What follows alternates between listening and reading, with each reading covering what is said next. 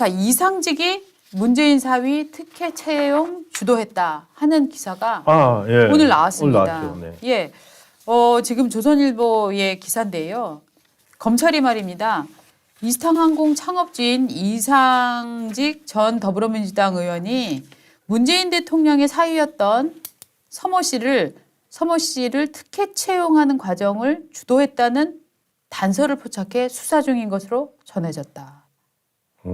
자, 지금 그 다혜 씨, 문다혜 씨. 문다혜의 남편이 서모 씨인데 서모 씨는 원래 게임 업계에 종사를 하고 있었어요. 네, 게임 증권업계에 있던 자, 사람인데. 게임 증권업계에 있었는데 이 사람이 어느 날 갑자기 타이 이스타젯, 타이 이스타젯은 뭐냐면은 이스타항공의 태국 자회사입니다. 네.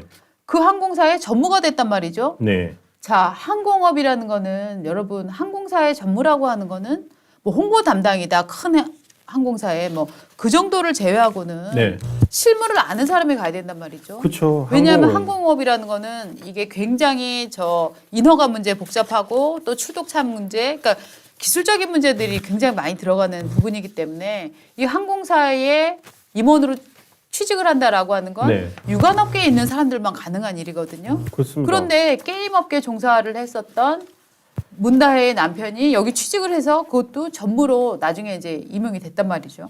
그러니까 자, 이거는 이상직이 봐준 거 아니냐 하는 의혹은 정말 정권 초기부터 꾸준히 나왔었습니다. 저 기억나죠? 그러니까 갑자기 현직 대통령의 딸이 네.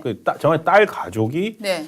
해외로 이주를 해버립니다. 태국으로. 예, 그러니까 대통령 가족이면 사실 경호도 해야 되고요. 네. 여러 가지 이유가 많은데 네. 가버린 거예요. 네. 네. 그래서 태국 이주됐을 때도 그때 뭐 경찰 쪽에서 인력이 나가고 해가지고 맞습니다. 말이 많았지 않습니까? 예.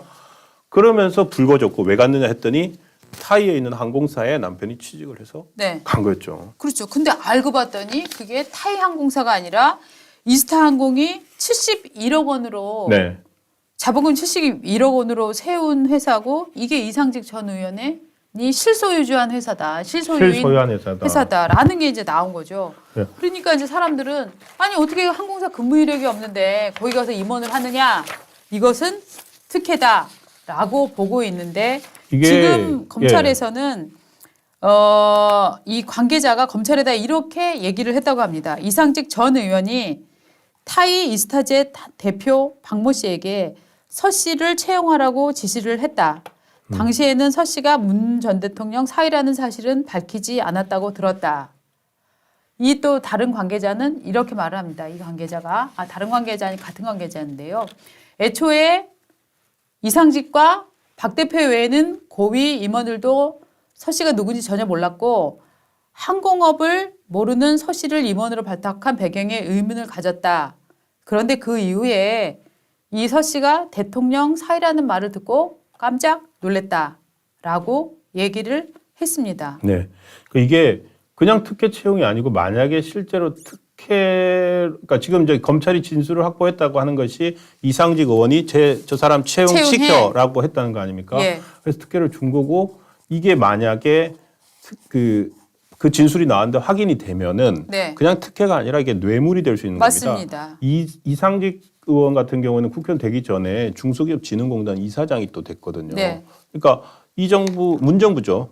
전임 정부 때 이 사람 중기진흥공단 이사장이 되고 네. 그러니까 일종의 뭐 대가가 존재했다는 거죠. 그렇죠. 그리고 공천도 받고 그러니까 이렇게 될 경우에는 단순한 특혜 채용이 아니고 뇌물 사건이 될 수가 있는데 맞습니다. 그 뇌물 사건에 고발된 사람이 누구냐면은 문재인 전 대통령과 이상직 의원이에요. 네. 지금 이 두 사람이 이미 채용 의혹 관련해서 뇌물 혐의로 맞습니다. 고발이 되어 있는 상태입니다. 네. 그러니까 되면은 지금 방금 말씀하신 대로 이제 네. 그 문재인 전 대통령과 관련된 수사에 여러 가지 중에 직접 중에 하나가 나오게 되는 거죠. 맞습니다. 그러니까 어떻게 보면은 문재인 대통령은 지금 윤석열 정부가 무슨 뭐 소통을 안 한다, 뭐 이런 얘기할 때가 아니고 본인이 지금 뇌물죄로 이 감옥을 가야 되나 말아야 되나 이런 거 고민할 때라고 저는 생각을 하거든요. 예. 예. 하여튼 반대로 그렇기 때문에 오히려 더 정치 활동을 세게 해야 할 수도 있다고 저는 또 봅니다. 왜냐하면 예. 지금 이재명 씨의 경우에도 야당을 말살하기 위한 수사다라고 지금 얘기를 하고 있고 민주당에서도 계속 어떻게 야당을 말살하기 위해서 이런 수사를 하느냐라고 대장동 수사를 얘기를 하고 있잖아요. 그렇습니다. 근데 온 국민이 알고 있습니다.